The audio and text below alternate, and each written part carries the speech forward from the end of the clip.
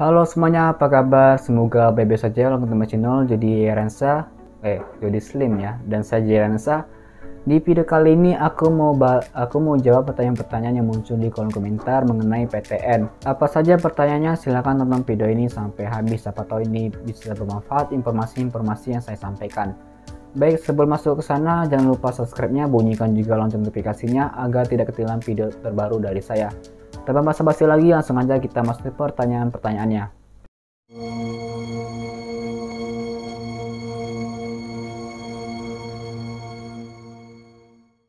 Pertanyaan nomor 1, Kak, nilai 90-an udah jamin bisa lolos SNMPTN atau enggak? Jawabannya enggak menjamin, karena ada teman-teman kakak itu nilainya sampai 96, 95, 94, itu mereka enggak lolos SNMPTN. Alasannya mungkin karena mereka barbar ya, milih PTN dan jurusan yang ketat dari saingnya. Padahal dia alumni juga nggak ada di sana, terus juga track record alumni nggak ada di sana. Terus dia juga nggak ada bekal lain kayak piagam, prestasi dan sebagainya. Dia cuma modal nilai raport tinggi doang. Maka dari itu, kalau kalian punya nilai raport yang kayak gini 90-an itu, pastikan kalian juga mengatur dalam strategi pemilihan jurusan. Kalian juga harus tahu gimana keketatan daya saing di jurusan yang kalian pilih, terus ramai peminatnya apa enggak gitu ya. Kalian tuh harus tahu. Tapi nilai 90-an ini udah bagus, kalau itu udah nilai yang aman untuk lolos SNMPTN. Tapi dijamin lolos apa enggak tuh yang belum dijamin gitu ya. Tapi untuk kalian nilai raportnya tuh yang di bawah 90-an kayak 85, 84, kalau kalian berpikir kayak aduh nilai segini nggak bakal lolos kayaknya, jangan berpikir kayak gitu ya, karena kalian bisa tonton video berikut ini, itu nilai rapor itu 85 tapi bisa lolos SNMPTN. Nah terus aku mau ngasih informasi tambahan ya dari hasil live streaming yang aku tonton tadi di LTMPT. Mereka bilang nilai rapor rata-rata kita itu yang dimasukkan di PDSS itu akan diakumulasikan dengan indeks sekolah. Jadi misalnya kalau nilai rata-rata kalian tuh yang 85 tadi, 84, itu bisa saja tambah tinggi nilainya dikalikan dengan indeks sekolah. Maka dari itu kalian jangan pesimis ya dengan nilai raport kalian yang kecil. Dan untuk kalian yang nilai raport kalian yang tinggi kayak gini 90-an tadi tuh, ya jangan terlalu barbar ya, kayak teman-teman aku nanti ternyata nggak lolos. Semoga aja bisa jawab pertanyaan kalian ya. Nomor 2, Bang, kalau misalnya kita nempati pilihan kedua, ada peluang lolos apa enggak? Pilihan kedua ada peluang lolos apa enggak? Ada, tapi diprioritaskan itu pilihan pertama. Karena faktanya 90% itu lolos di pilihan pertama, sisanya di pilihan kedua. Jadi usahakan kalau kamu mau di jurusan itu, pengen di jurusan itu ya tepatkan di pilihan pertama. Karena prioritasnya itu 90% itu lolosan di pilihan pertama. Kalau di pilihan kedua ada peluang apa enggak? Ada peluangnya tapi kecil, 10% doang. Oke, nomor 3 next. Kak, aku bingung nih, rencananya mau ambil universitas di luar kota atau provinsi gitu. Tapi aku ragu bisa lolos apa enggak, kira-kira bisa atau tidak. Lintas provinsi ya, ada peluang untuk kalian lolos di lintas provinsi selama itu kembali ke jawaban nomor 1 sih. Ada faktor pendukung-pendukungnya kayak track record alumni, terus pemilihan jurusan yang tepat, dan piagam-piagam pendukung juga.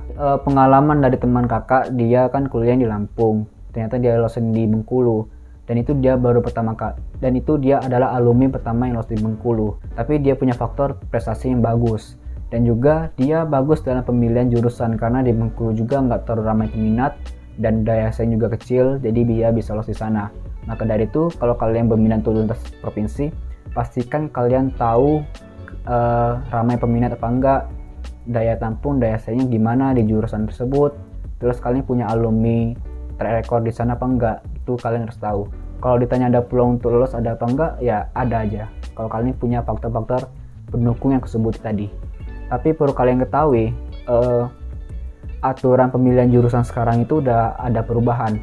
Dulu banget tahun 2020 tuh kita bebas dua pilihan itu di luar provinsi itu bisa. Tapi sekarang kalau kamu milih 2 jurusan itu salah satunya itu harus wajib di provinsi sekolah kalian. Nah kalau kalian mau milih di luar provinsi, maka salah satunya itu harus ada di provinsi sekolah kalian.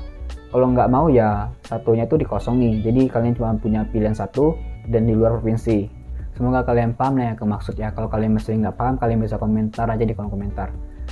Terus next, nomor 4, lolos SNMPTN bisa ikut SBMPTN apa enggak?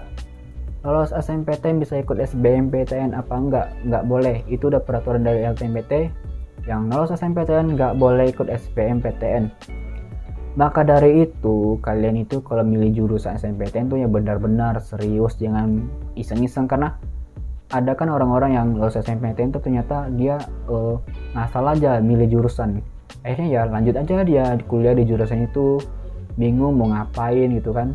Nah, kalau kalian nolak SNMPTN, kalau kalian udah lolos tapi nggak kalian ambil, itu berpengaruh sama indeks sekolah kalian.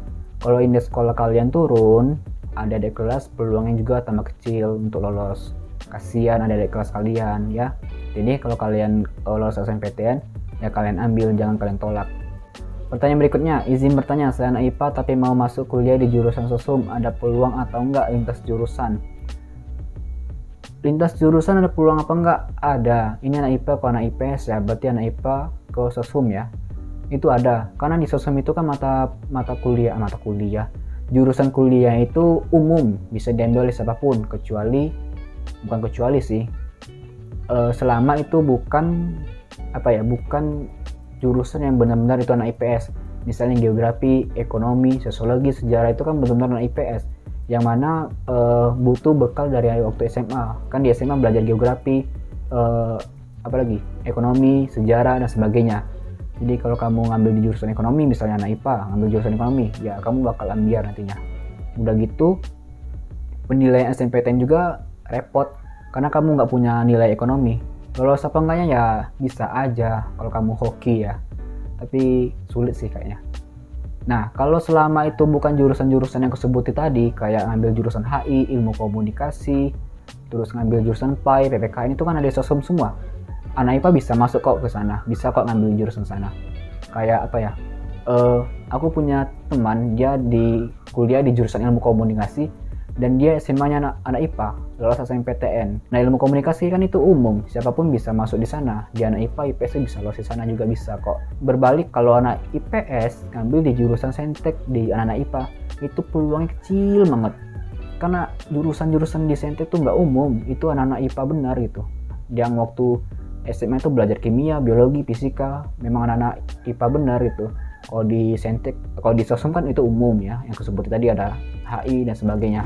Semoga itu bisa menjawab. Kalau kalian masih bingung, kalian bisa komen di kolom komentar atau bisa DM aja Instagram saya. Kita sharing-sharing bareng-bareng, atau join di grup WhatsApp saya, ada kok. Saya juga bikin grup WhatsApp sharing-sharing PTN. Kalau ada pertanyaan-pertanyaan lebih lagi, kalian bisa komen di kolom komentar. Cukup sekian video kali ini. Kalau kalian suka, tinggal di like saja. Jangan lupa subscribe-nya, bunyikan juga lonceng notifikasinya supaya tidak ketinggalan video terbaru dari saya. Share juga buat teman-teman kalian, siapa tahu video ini berguna untuk teman kalian. Saya Jadi Ransab, pamit undur diri dan sampai jumpa.